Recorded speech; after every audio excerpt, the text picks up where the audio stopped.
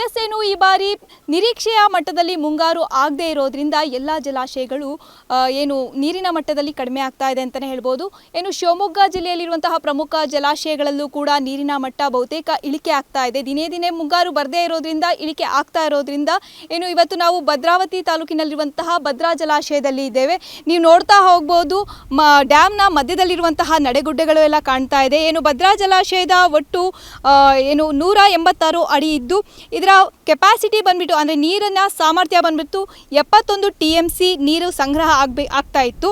ಆದರೆ ಈ ಬಾರಿ ಮುಂಗಾರು ಮಳೆ ಇಲ್ಲದೆ ಇರೋದ್ರಿಂದ ಇವತ್ತಿನ ನೀರಿನ ಮಟ್ಟ ಎಷ್ಟಿದೆ ಅಂದರೆ 186 ಅಡಿಯಲ್ಲಿ 24 TMC ಮಾತ್ರ ನೀರಿನ ಸಂಗ್ರಹ ಇದೆ. ಏನು ಈ ಭದ್ರಾ ಜಲಾಶಯವನ್ನು ಅವಲಂಬಿಸಿ ಅರ್ಧ ಕರ್ನಾಟಕದ ರೈತರು ಅಂದರೆ ಏನು ದಾವಣಗೆರೆ, ಚಿತ್ರದುರ್ಗ ಈ ಭಾಗದ ರೈತರೆಲ್ಲ ಇದೇ ಭದ್ರಾ ಜಲಾಶಯದ ನೀರನ್ನು ಅವಲಂಬಿಸಿದ್ದಾರೆ ಅಂತಲೇ ಹೇಳ್ಬೋದು. ಇದೇ ರೀತಿ ಮುಂದಿನ ದಿನಗಳಲ್ಲಿ ಮಳೆ ಬರದೇ ಇದ್ದರೆ ರೈತರು ತುಂಬ ಕಷ್ಟಕ್ಕೆ ಸಿಲುಕ್ತಾರೆ ಅಂತ ಹೇಳ್ಬೋದು. ಕುಡಿಯೋ ನೀರಿಗೂ ಕೂಡ ಹಾಹಾಕಾರ ರಾಜ್ಯದಲ್ಲಿ ಉಂಟಾಗ್ಬೋದು ಅಂತಲೇ ಹೇಳ್ಬೋದು.